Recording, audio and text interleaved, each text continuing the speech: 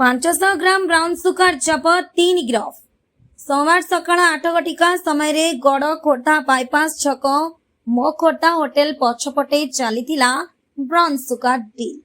विशेष सूत्रु खबर पाई खोर्धा एसपी एसडीपीओ निर्देश क्रमे शिल्पांचल थाना अधिकारी उमेश साहू तत्वावधान एक टीम गठन करी घटनास्थल पहुंची 500 ग्राम ब्राउन सुगार नगद 18,000 टंका 4टी मोबाइल OD33AV 3300 नंबर बुलेट सहित 3 जन गिरफ करिछि। गिरफ बेपारी हेले पुरी जिला पिपिली थाना अंतर्गत काकुड़ियार महिला कृष्णप्रिया साहू 50 वर्ष, सहयोगी बेपारी खोर्धा आदर्श थाना अंतर्गत उपर साईर सौम्यरंजन स्वाई 19 वर्ष, ग्राहक थिले खोर्धा पानपरज ग्रामर महिला इप्सिता पाणिग्राही 21 वर्ष। समस्तଙ୍କୁ गिरफ करी कोर्ट चलाण करिसेंती खोर्धा शिल्पांचल पुलिस।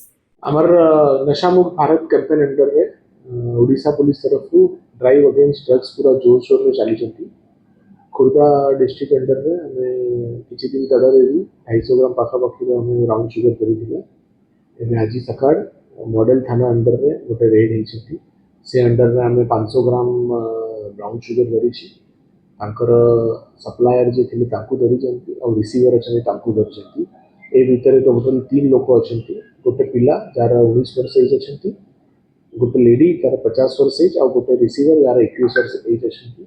ये जे लोक अच्छा फैमिली मेंबर्स भी ये सब ट्रेड रे आगु इनवॉल्व थे जे हमार थर्ड अक्यूज अच्छा बॉयफ्रेंड ऑलरेडी खोर्धा जेल रे अच्छा यही ब्राउन सुगर मामला रे।